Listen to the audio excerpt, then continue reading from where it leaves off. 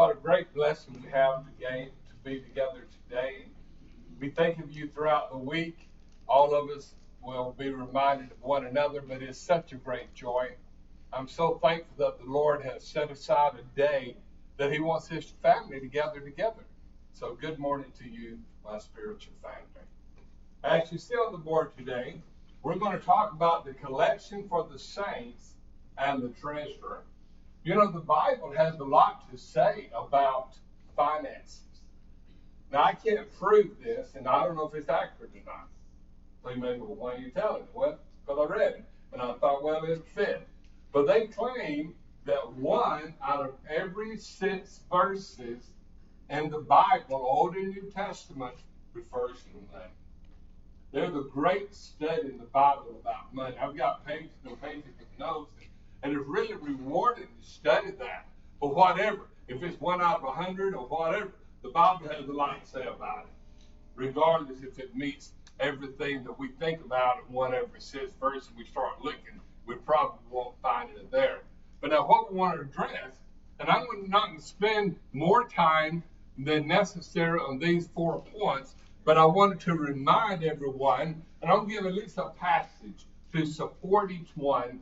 But 8 or 10 years ago, I think it's back in 2015, that we were preaching at a brotherhood meeting in Springfield, Missouri, at 4th of July time.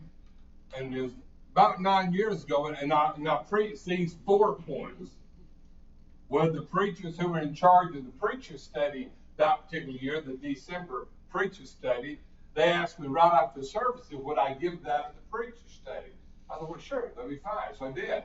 And we had quite a good discussion. There's a good discussion and healthy discussion regarding finances of the church. And you know, every member of the congregation deserves to know important details. And this lesson will unveil some of that, but it's also, you have the right, you can call and talk to elders, deacons, and let us, if you have questions, answer them, because we want to be answered. We're an open book. As one of the elders here, we have 5, so one of the elders here, we are focused in on making sure things are done according to God's plan. And you don't have to ever worry about it. Here are the next 4 points. These are the 4 points that the Bible says is the purpose of the treasury and the contribution. You know, the Bible said in 1 Corinthians 16, verse 1 and 2, that Brother Scott read a few moments ago. It's very important that we understand these scriptures, because when you read these scriptures, and it's really good to read from some different translations, sometimes that helps to better understand it and give you a perspective that perhaps you or me or whoever maybe hasn't thought about. But 1 Corinthians 16th chapter, the last chapter of the book of 1 Corinthians, and part of what my title is came from this passage. The Bible said here, and this is so very important, because it establishes what needs to be done and when it needs to be done. Here it is. The Bible said, now concerning the collection for the saints, as I've given order to the church of Galatia, even so do ye. Upon the first day of the week, let every one of you lay by him in store as God has prospered him, that there be no gatherings when I come. Therefore, number 1, right off the bat, we see the collection for the saints.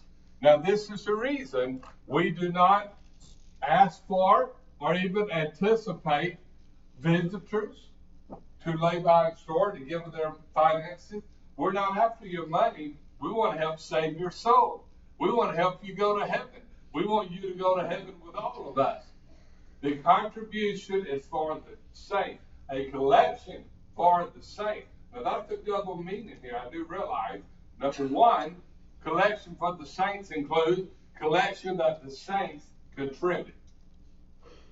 And a second approach to that is simply this. It is a collection that is to be dispersed among saints. Because the contribution as collected, not only in this congregation, but in all congregations that follow the New Testament teaching, will understand the fact that This is to assist needy saints, and some others that we'll be pointing out here.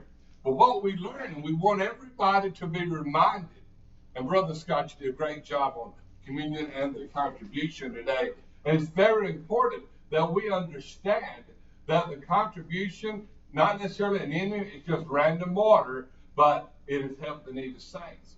Now, that doesn't mean every time that you need some money, you can run to the church, because it's not like a bank. You put money in, you take money out. It's not that. When there's a situation that has occurred and you're needing some financial assistance, then you can send word, approach the eldership or the treasurerman, and then we work together and we'll come up with a solution.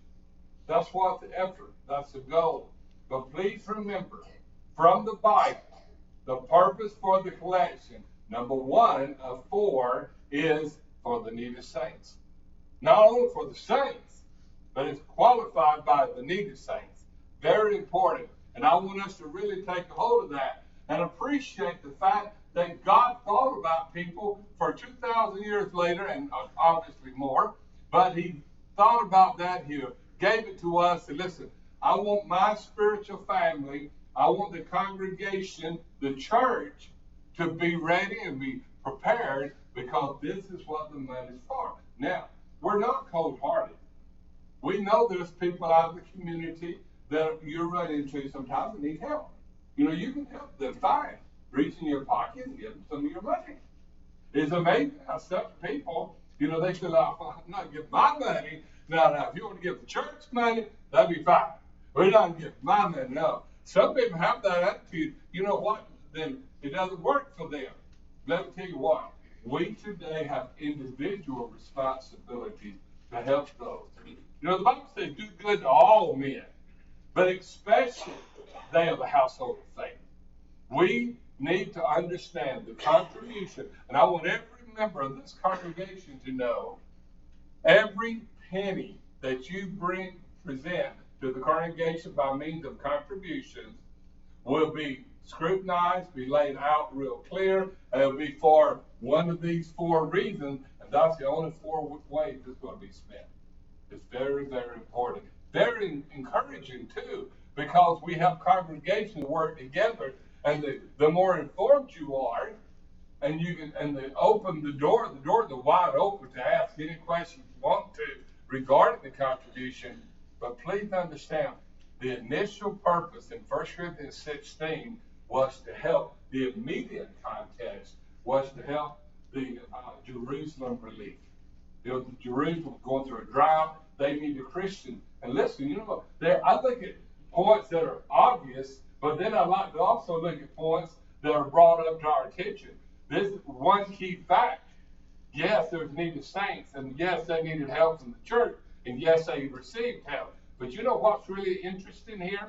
And that is simply this. This proves one congregation can help another congregation when they're in need, when they're in a financial need. They're the family of Jerusalem. And Paul the Apostle was going in a variety of places. And it's really neat. Now, I can't spend a lot of time all on 1 Corinthians 16, but it's very neat. And when you have opportunities sometimes, look up this verse, read the context. It's very intriguing. But what is very important here is to know that this is done every first day of the week. You know one thing the modern version does that the earlier version did not do? Is they send every week. On the first day of every week. Now, you may have noticed that in your translation of choice, if you've got one of the modern version over the last number of years, and that's wonderful, and that is accurate. So on the first day of the week, now we don't take it up Sunday night, we don't take money up Wednesday night, we do not take money up during special events like gospel meetings or preacher studies. No, we do it when the Lord said to do it. We're determined to do things according to the Bible.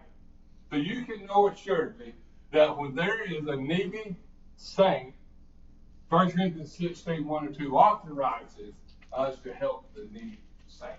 That is the baptized believer, and we're very happy to do that. Number 2, 2 Corinthians 11th chapter verse 8 shows, this is one of many, many passages, but it shows supporting preaching of the gospel. Now, this is quite interesting here because when you begin to look at supporting the preaching of the gospel, Brother David could tell us, or Brother Dwayne could one, about how many different preachers that we are assisting in their financial support in Malaysia, Blantyre, and things of that nature, Malawi, Blantyre, and such like. That's very, very important. We also support gospel preachers locally.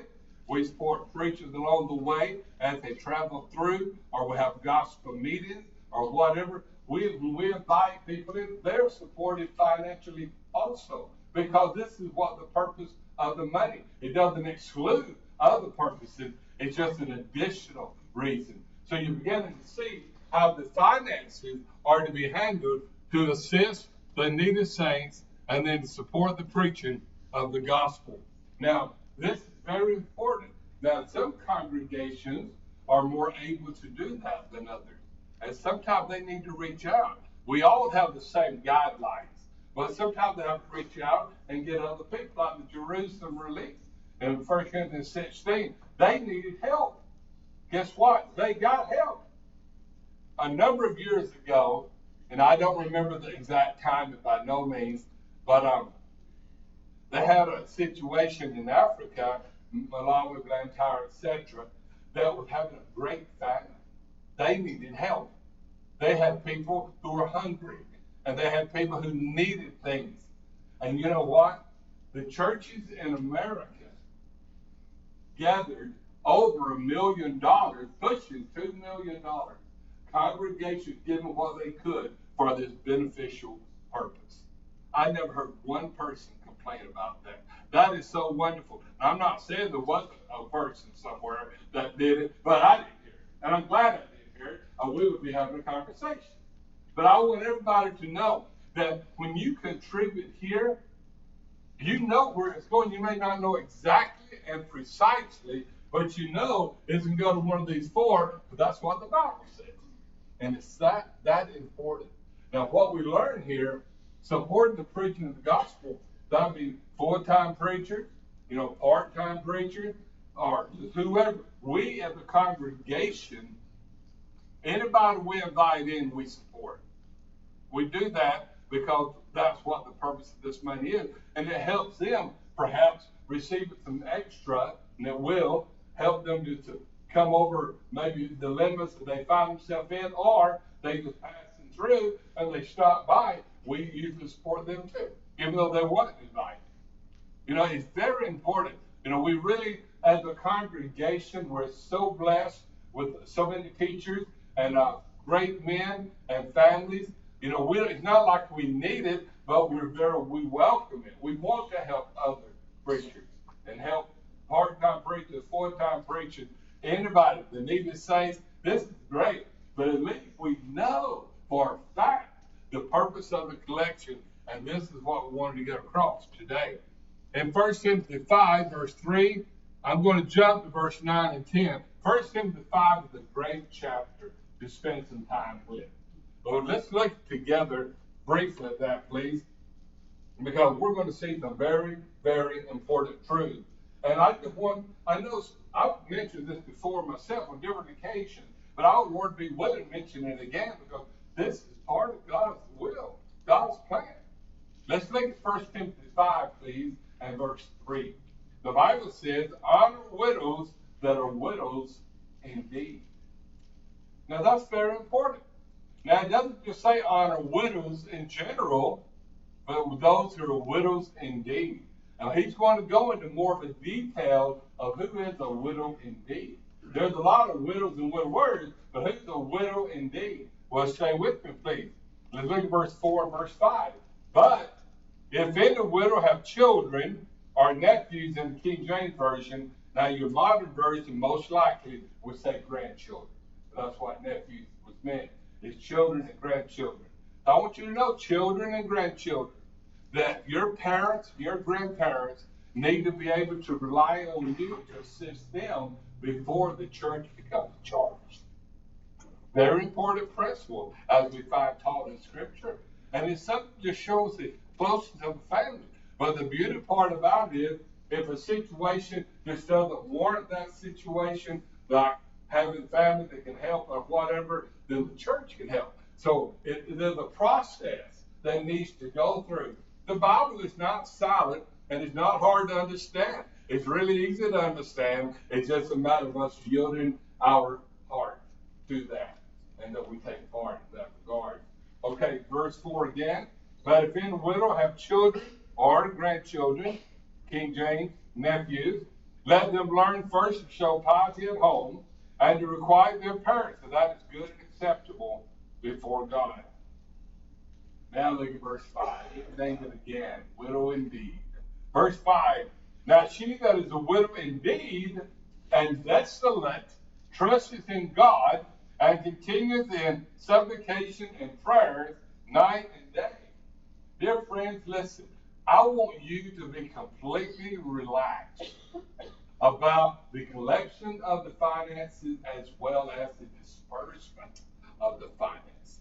You can rest assured to the very best of everybody's ability, teamwork here, that everything is done according to Scripture.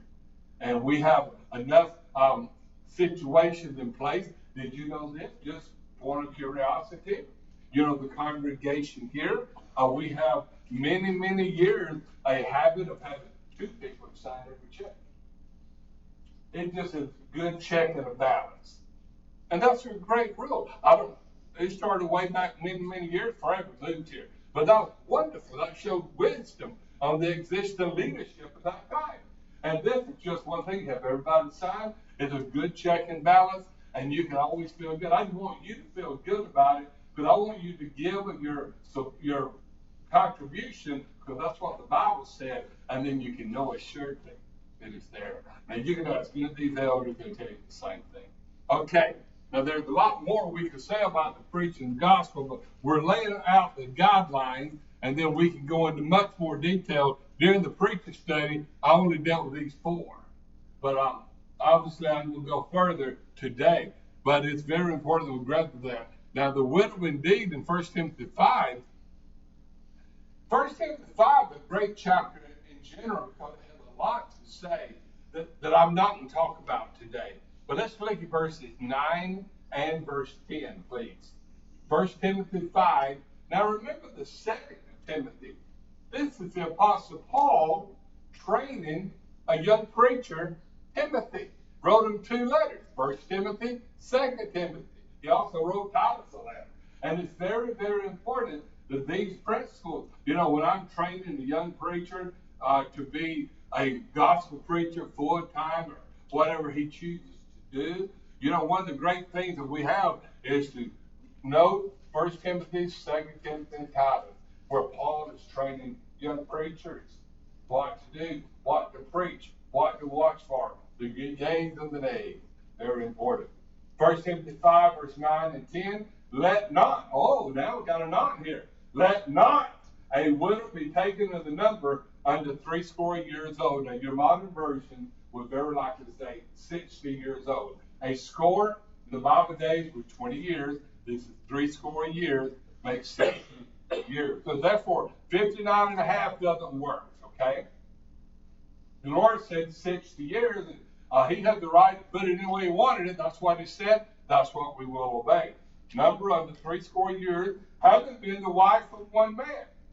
A lot we discussed about that. Well reported of for good works. If she's brought up children, if she's lodged strangers, if she has washed the saints' feet, and if she has relieved the afflicted, if she has diligently followed every good work. Now, this is extremely interesting here. This is kind of like qualifications for a widow indeed to receive financial support from the church on a regular, continuous basis. Very important. Now, you may help at one time for the time being. There may be another time down the road, a year or two, whenever, on a future day, there may be another circumstance. That's well and good, too. But this is addressing widow indeed to those who have more of a continuous area. That maybe they don't have kids, they don't have grandkids. If you're a kid or grandkid, you got living parents, and living grandparents, you make sure they are taken care of. That is your responsibility first. It falls on the church on a second basis, but we need to be sure to do that. And you're wonderful at that anyway. But I want to mention that because it's very important biblical truth. Well, 1 Timothy 5 lays it out so clear, it's very impossible to really not understand it. We may need to look up a word to see what it means, but what a lot of people do, they get different translations. Oh, that's what that means. And that's a good shortcut.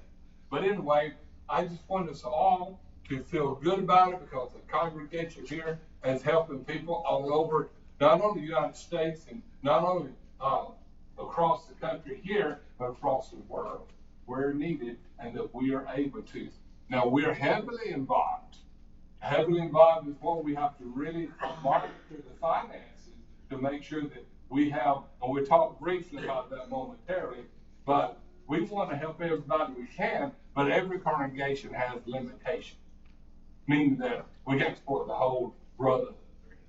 So we have to be very careful. But what we need is the congregation to understand all this and to work together for the common good of the work of the church. All right, 1 Timothy 5, verse 17 and 18, supporting elders.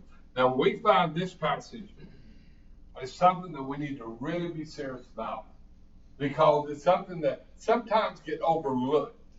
It should not get overlooked any more than the rest should. Now, look at verse 17. Let the elders that rule well be counted worthy of double honor, especially those who labor in the word and doctrine. And then he gives an example. For the scripture said, thou shalt not muzzle the ox that treadeth out the corn, and the labor is worthy of his hire. So it is scriptural to support an elder who labors in word and doctrine. And not only that, the Bible said here, they're counted worthy of double honor.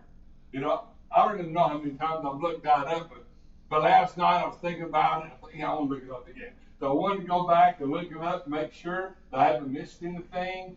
And I don't want to put something here that doesn't fit, but it's pretty clear. Double honor is two things. Number one, it is honor, meaning respect, appreciation, and you're giving them honor because of their word's sake.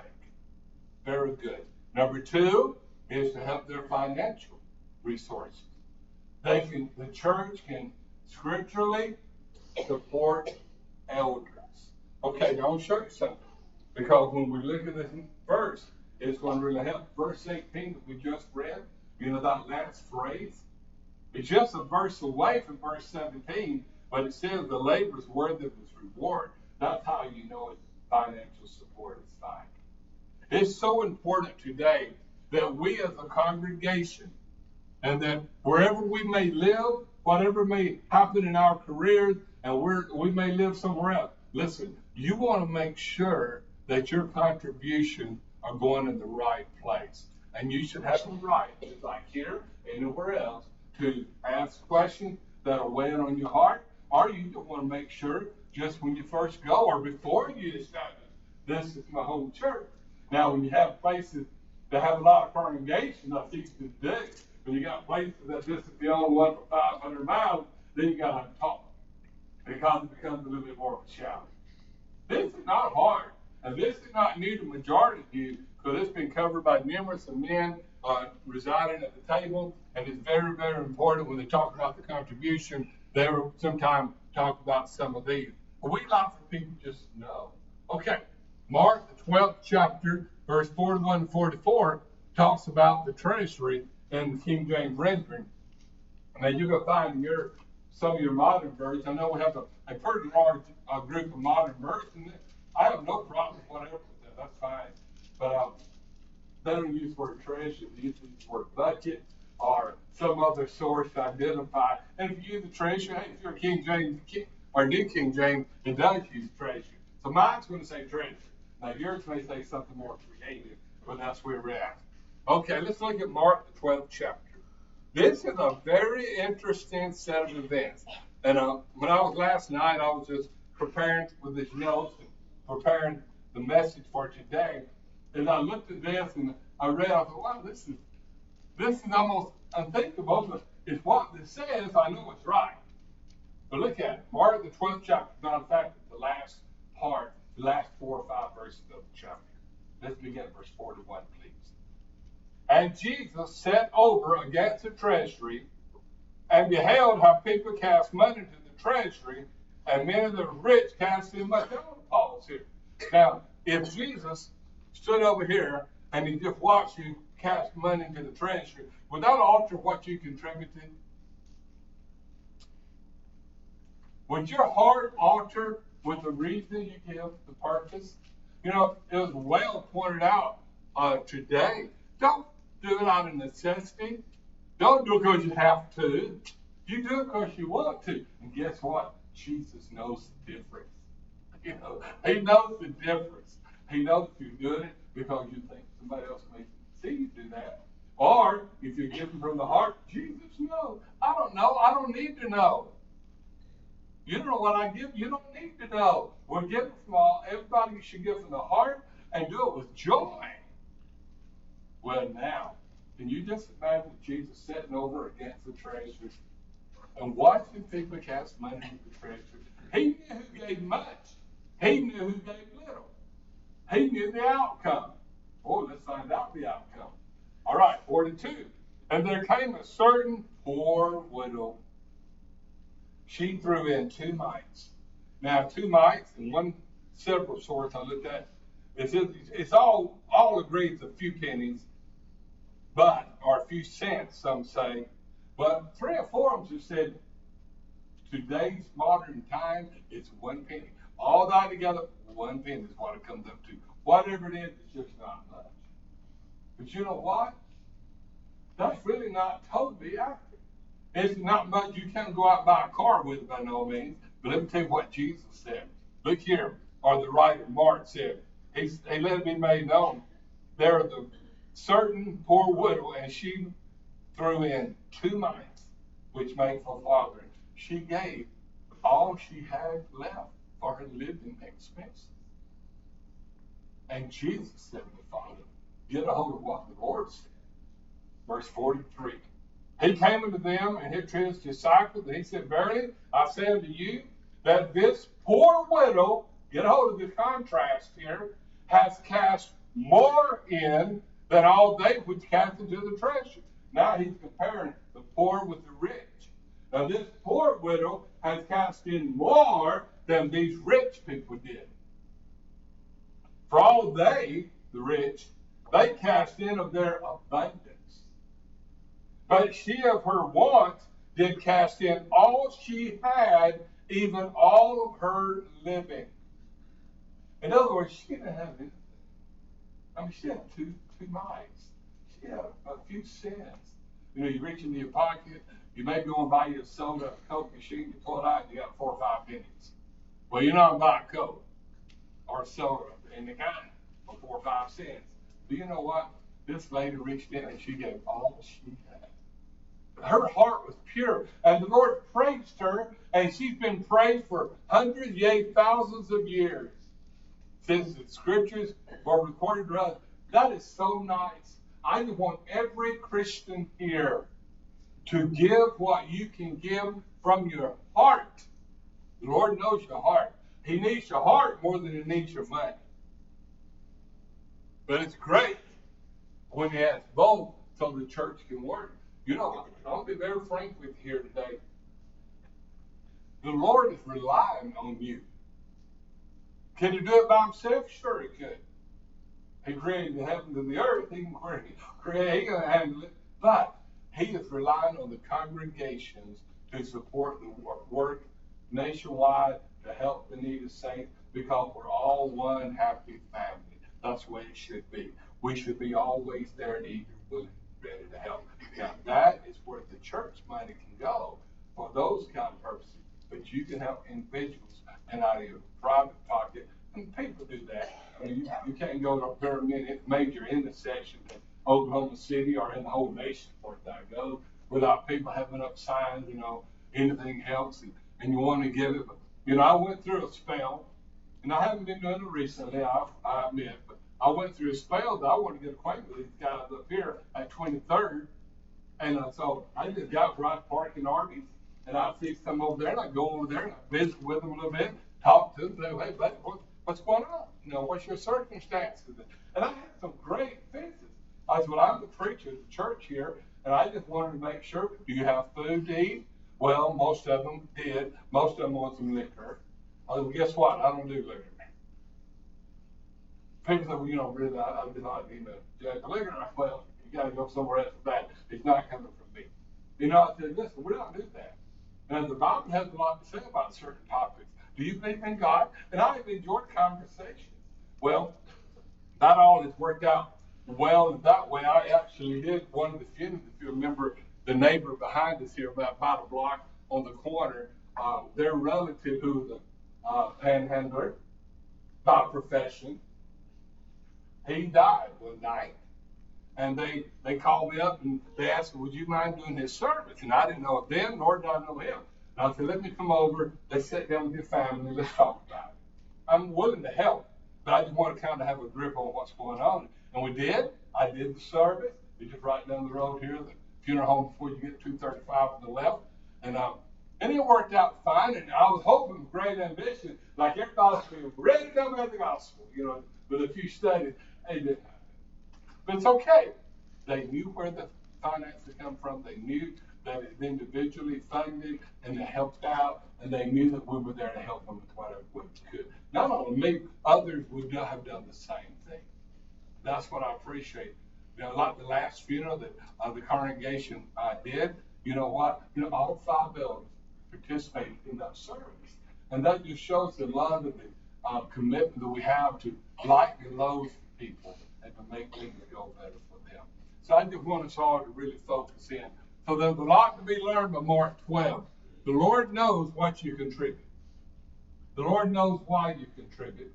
And this writing here, Mark 12, Jesus sitting there watching. I'm not saying he's sitting in a chair now watching, but they know. Y'all see an eye. They know.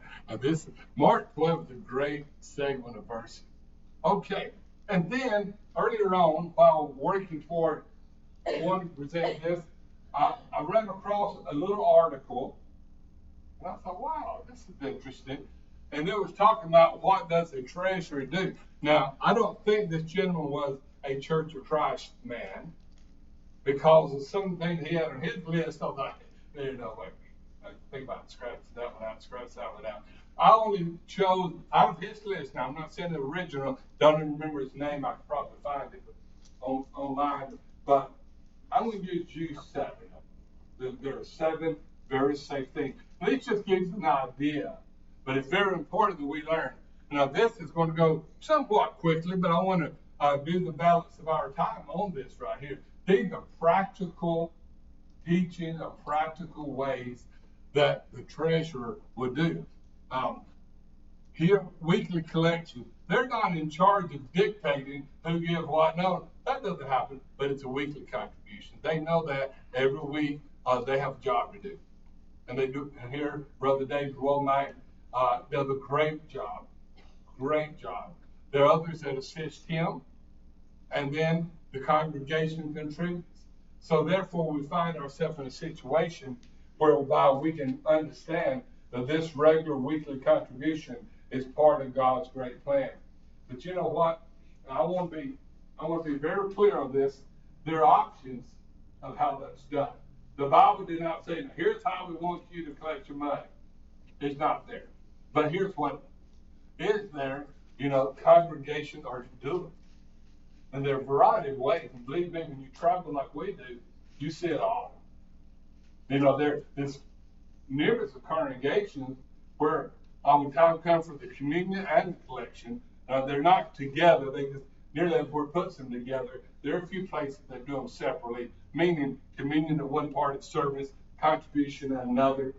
But when the contribution is gathered and the communion, at most of these places that do these unique approaches, they're doing both back to back like we do. But that's okay as long as there's a distinction made. And that's the reason the brethren is so good to make a firm distinction. This concludes our communion service. Now we're doing the contribution. This one congregation, and I'm not knocking any of this, not at all. It is their privilege.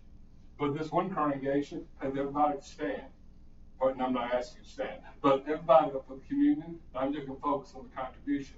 They stand for the contribution, and they pass either a basket or what we have here, like a bag. We recently got a bag, and that we've dropped it, that thing not go everywhere. So we have a bag to collect with, which whatever congregation decides to do.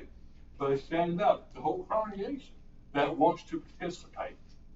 That lets you know who wants to participate, I guess. But then once a row contributes, then they sit down. Then the next one sit down. And that's how they know they don't skip anybody. So, okay, that works. Everybody stand. Now, they understand when people are feeble or have a health reason, they can't stand up. They understand that. That's not the deal. But that's their practice.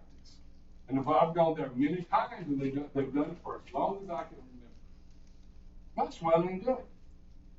Well, it is very interesting to watch people in a situation like that, especially if it's caught off guard. Wow, this is kind of interesting.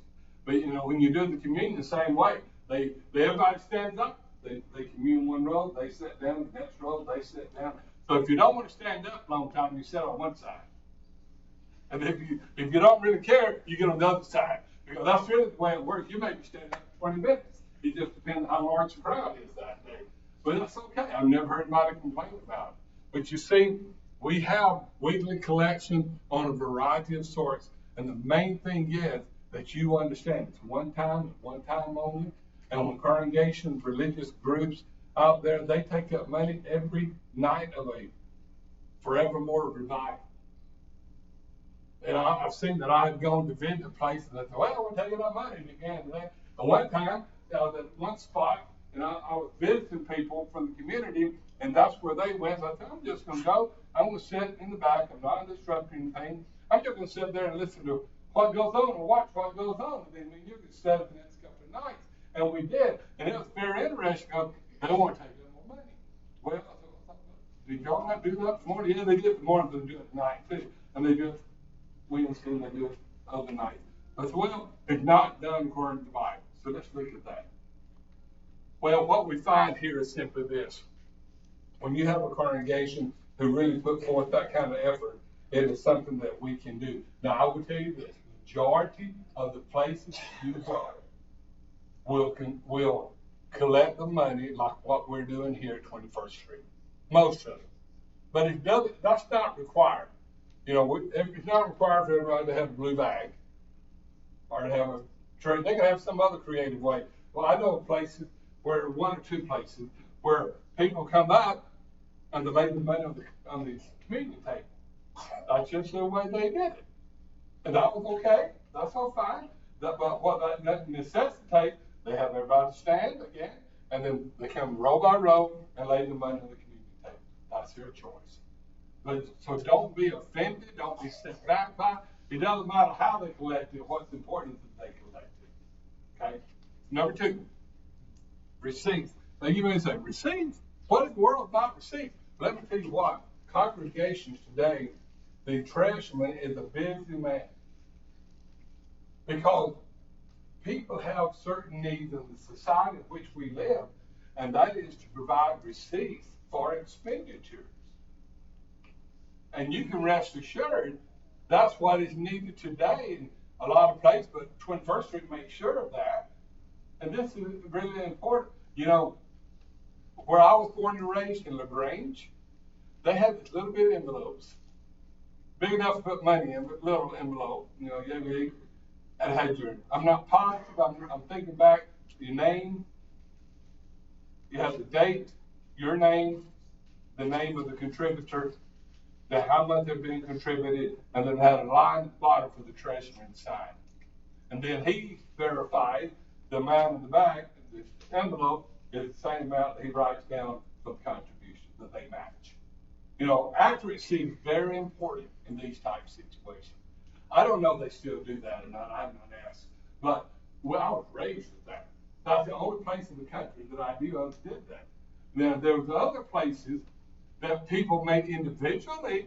They really meticulous in their record keeping. They put their contribution in an envelope and maybe different sizes of that, and then they'll leave a spot for the treasurer to sign. and that way it's validated. Well, this is really good. That's fine. Whichever way works good. But the receipts are very important. That way, all the balances are accurate, right on the money. And things, when they're done right and they're done accurately, they're done on time. There's not a timetable set forth in Scripture, but this is very important that we take care of receipts and we take care of taking care of business. Some people, especially those who are income tax time, they need to know how much they've given to donated to wherever, but I'm saying to the church in this lesson. They need proof. So therefore, they would have proof because of their contribution and it being signed. Now, here's another deal that you may or may not even know this, but some of you know because some of you have utilized it. But we have it in the back. We have receipts that if you need it for your tax purposes, and you need to do it on a regular basis, though, meaning that if you give this son and you don't give for a long time, we're not chasing you down to do it, but it's very important that if you need it for your, say, tax purposes or some other reason, then we have receipts there that we can fill out and what the amount of money is, whatever the appropriate amount of money, and it goes there. It's fine. So in different people, for whatever reason, they will need receipts, but that's what the treasurer does. So the treasurers are busy people on Sunday and even into Monday. Money handling. This money handling is very important too, because simply a way to take care of the finances. Sometimes handling money has been too maybe lackadaisical, and it needs to be done more pristine as far as making sure that all the money is accounted for. That means that, as a general rule, you'll see this here for sure. You'll have multiple treasury people count the money, maybe two, sometimes maybe three, but mostly two people, and that's what we want. And that's what the congregation put in place. And I've been here nearly 20 years, for way before I moved here, but that is a very solid way of running the church affairs. And we want to do that to keep everything right. Well, handling the money needs to be done. And these receipts and this money handling, most times come from people with cash more than checks, because checks can be your needed resource like income tax, etc. Bank reconciliation. Every month a church will receive a statement from a bank or whatever the financial institution is. And let me tell you what, those numbers need to add up. Bank reconciliation. Reconcile with professional bank or other financial resources. You have a lot, you have credit unions, etc. But this is very important. And see, these are simple things. But I just want you to know that with the treasurer, don't underestimate the work they do. Right here, we're continuing to train others, bringing them up, because one of these days, some of us are not live for a long time, forever. There'll be other people who are working. And this is very, very important that we take care of the church business in a respectful way. Paying appropriate bills. Appropriate bills, points 1, 2, 3, and 4. That's the appropriate bills. And when you be careful not to exceed what the Bible has taught us to do. Very, very important. And it doesn't require a lot of explanation on that. Everybody would agree, you want to pay appropriate bills. Just think today how much you can rest and relax and feel comforted by the fact of, I know that my eldership and deacons and treasurers, they're all making sure. So I can give with good conscience, good faith for the good of the church. That's what we encourage. Okay, financial reports. Most congregations have business meetings, usually once a month, but they vary quite a bit. And that's okay, that's their business. But let me tell you what, most that I have ever seen, they will give a financial statement. Again, I just have me to refer to, but my home church in LaGrange, once a month, the treasurer of the church got up for everybody and read the statement. And sometimes quite extensive. I don't know if they still do it that way or not, but they did for all my growing up years. And people know some they put on the bulletin board, and some did a different way. Now, whatever way that is appropriate and serves congregation in the very best. The key fact is that we want to make sure that the congregation, when you have elders and deacons and treasurermen, you've got it covered. You got the bases covered, and that's what's important. My last point is taxes and your income. Well, what do they have to do with that? Well, they have quite a bit to do. You got a bunch of 1099s to fill out. And preachers that we've supported throughout the country, 1099 for self-employed people, that's what they get. And other religious groups, they will have people who maybe will get a W-2, like a lot of people do. But whatever the case, there's a lot of year-end wrapping up business of the church for 1 year after another year. And this is very important and very, very good.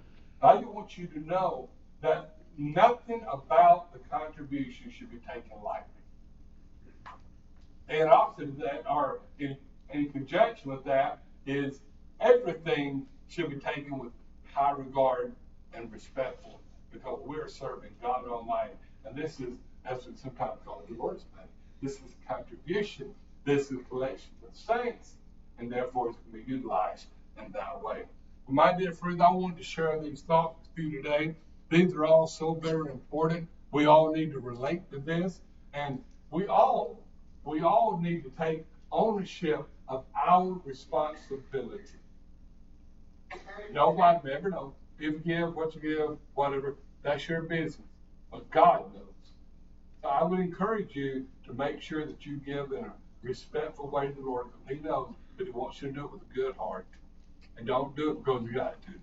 If you got to, keep it. The Lord can make things happen. But the Lord, as I mentioned a little while ago, the Lord is counting on the Christians in each generation to provide what the church needs to continue marching on. Can you imagine? Just using where we are heavily involved. And a lot of churches have it other places. That's great. They're involved in that. But in Malawi, can you imagine if our contribution was not adequate, then their support is going to be hurt. Just in passing my concluding remark, just by coincidence, but you know how inflation's going up crazy last. I don't know what percentage, how far back you want to go, but it's very important to know.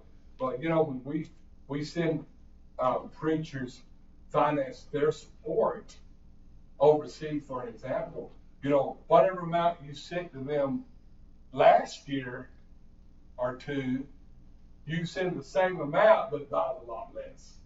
You know how it is. It does that today. Well, this is what we want to do. We want to do what we need to adjust that. And that's somewhat where we find ourselves at times of inflationary periods. You've been a great audience today, and I appreciate it's 11:30, so it's time to quit. Myself and host, I just want to share these thoughts with you so everybody can know I can do this in good faith. And the final point, or to have a final, but this is my final, okay? And that is, I would like for you to consider the fact that when you travel and you go from place to place, that's understandable. We want you to do that. We want you to enjoy that. But here's what's important. The church still has responsibility. So we need to consider that and contribute at home as much as we possibly can, because we build on our averages of contributions. We build our expenditures on that. And if all of a sudden things fall along, I'm not saying once or twice, but that happens periodically, then if it happens a lot, then we would have to readjust the situation financially. So everybody's helping out. Every time we're able to help a needy saint, you helped. And preaching the gospel, you helped. You helped to do the work of the church. God bless you. If you're in this assembly today and you have a spiritual need, we want you to take care of that spiritual need, and we urge you here and now to do so. Please come, all stand close.